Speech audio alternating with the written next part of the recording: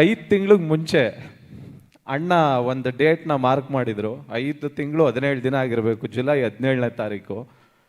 But ಮಗು ಹುಟ್ಟೋದು date change ಆಗಿರ್ಬೋದು, ಬಟ್ ಡಿಸೆಂಬರ್ 25ಗೆ ಮಾರ್ಕ್ ಬರೋ ಡೇಟ್ ಮಾತ್ರ ಚೇಂಜ್ ಆಗಿಲ್ಲ ಅಣ್ಣ. ಬಟ್ ನೀವು ಮಾರ್ಕ್ ಮಾಡಿದಾಗ ಆ ಡೇಟ್ನ ನಾನು ಅಂದ್ಕೊಂಡಿದ್ದೆ ಹೆಂಗೆ 5 ತಿಂಗಳಲ್ಲಿ ಸಿನಿಮಾ ಆಗುತ್ತೆ ಇದು ಅಂತ. ನನ್ನನ್ನು ಎಷ್ಟೋ ಜನ ಕೇಳಿದರು ಮಾರ್ಕ್ ಹೆಂಗೆ ಬರುತ್ತೆ, ಹೆಂಗಾಗೋಗುತ್ತೆ, ಏನಾಗುತ್ತೆ ಅಂತಂದ್ಬಿಟ್ಟು. ನಾನು ಆ ಜರ್ನಿನ ಒಂದು 5-6 ತಿಂಗಳು ಅಣ್ಣನ ಜೊತೆ ಪ್ರತಿದಿನ ನೋಡ್ಕೊಂಬಂದಿದ್ದೀನಿ. ಅವರು ನಿದ್ದೆನೇ ಮಾಡಿಲ್ಲ ನನ್ನ ಪ್ರಕಾರ. ಒಂದು 5-6 ದಿನ ಶೂಟ್ ಮಾಡೋರು, ತಿರ್ಗಾ ಎಲ್ಲೋ ತೂತುಕುಡಿಲಿ ಶೂಟಿಂಗ್ ನಡೀತಾ ಇತ್ತು, ಪಾಂಡಿಚೇರಿಲಿ ನಡೀತಾ ಇತ್ತು. ಅಲ್ಲಿಂದ ಅಣ್ಣ ಎಲ್ಲಿದ್ದೀರಾ ಅಂದರೆ ಪಾಂಡಿಚೇರಿ ಅನ್ನೋರು. ತಿರ್ಗಾ next day morning big boss ಬಿಡ್ದಿಲಿರೋರು, ತಿರ್ಗಾ ಬಂಡೆ ಒಂದು ಜಾಗ ಇದೆ ಅಲ್ಲಿ ಶೂಟ್.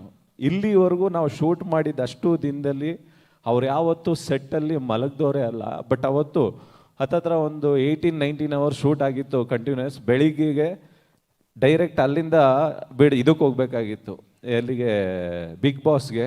ಸೆಟ್ಟಲ್ಲೇ ಒಂದು 5-15 ನಿಮಿಷ ಹಿಂಗೆ ಟೇಬಲ್ ಮೇಲೆ ಮಲ್ಕೊಂಡಿದ್ರು. ನಾವ್ಯಾರು ಡಿಸ್ಟರ್ಬ್ ಮಾಡಲಿಲ್ಲ. ಇನ್ನೊಂದು 15 ನಿಮಿಷ ಆಮೇಲೆ ಇದ್ದಕ್ಕಿದ್ದಂಗೆ ಎದ್ದು ಏನು ಮಾಡ್ತಾ ಇದ್ದೀರಾ ಅಂತಂದಾದ್ಮೇಲೆ ಅವ್ರು ಹೇಳಿದ್ರಂತೆ, ಚಂದ್ರಣ್ಣ ಇಲ್ಲ ನೀವು ಮಲಗಿದ್ರಲ್ಲ, ಡಿಸ್ಟರ್ಬ್ ಮಾಡಿಲ್ಲ ಅಂತ. ಅಂದರೆ ನಿದ್ದೆನೇ ಇಲ್ದಂಗೆ ಮಾಡಿದಾಗ ಮತ್ತೆ ಆ ಕಮಿಟ್ಮೆಂಟ್ ಇದ್ದಾಗ ಮಾತ್ರನೇ ಒಂದು ಮಾರಕ್ ಥರದ ಸಿನಿಮಾ ಆಗಕ್ಕೆ ಸಾಧ್ಯ.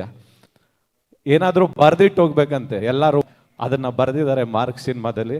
ಆಲ್ ದ ವೆರಿ ಬೆಸ್ಟ್ ಅಣ್ಣ, ಗುಡ್ ಲಕ್ ಎಂಟೈರ್ ಮಾರ್ಕ್ ಟೀಮ್ಗೆ ಮತ್ತು ಡೈರೆಕ್ಟರ್ಗೆ. ತುಂಬ ಅದ್ಭುತವಾಗಿ ಮಾಡಿದ್ದೀರಾ ಸಿನಿಮಾನ. All the very best. ಎಲ್ರಿಗೂ ನಮಸ್ಕಾರ. ಹಾಡು ಕೊನೆಗೆ ಬರ್ತೀನಿ, ಯಾಕಂದರೆ ಅದರಲ್ಲಿ ಒಂದು ಕಂಪ್ಲೇಂಟು ಇದೆ ನಂದು. ಮೊದಲನೇದಾಗಿ ನಾವು BRB ಶೂಟಿಂಗ್ ಮಾಡ್ತಾ ಇದ್ವಿ ಏಪ್ರಿಲಲ್ಲಿ, ಬರಲೇಬೇಕು. ಸೊ ಮಾರ್ಕ್ ಸ್ಟಾರ್ಟ್ ಆಗುತ್ತೆ. ಸೊ BRB ಅಲ್ಲಿವರೆಗೂ ಹೋಲ್ಡಲ್ಲಿ ಇರೋಣ ಅಂತ.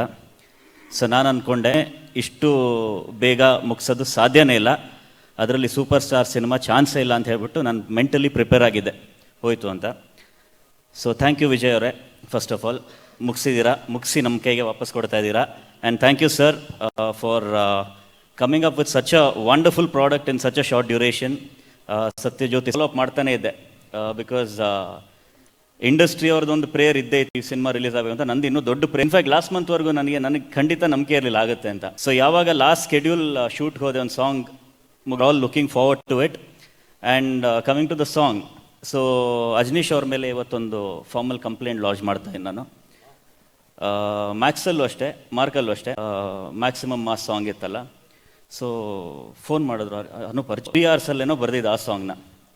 ಸರಿ, ಓಕೆ, ಒಂದು ಸಲ ಆಯಿತು. ಈ ಸಲ ಮತ್ತೆ ಕೇಳ್ತಾ ಇದ್ರು, ಈ ಸಲ ಶೂಟಿಂಗ್ ನಡೀತಾ ಇದೆ, ಸಾಂಗ್ ಬೇಕು.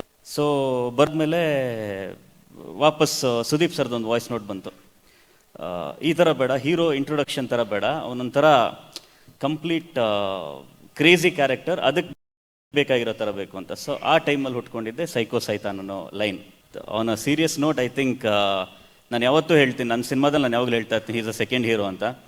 So every film he does fantastic music ಕೊಡ್ತಾರೆ. ಏರಾಗಿದ್ದಾರೆ ಅಡಿ ಹೊಡಿ ಕಡಿ ಬಡಿಯುವ, ಕುಟುಕೋ ಕಟಕ ಕಂಡರೆ ಕಂಟಕ ಕೈಕೋ ಸೈತ, ಇವನಿಗಂತಲೇ 6 ಫೀಟ್ ರಾವಣ ಬಟ್ ವಿದ್ವಂತಲೇ.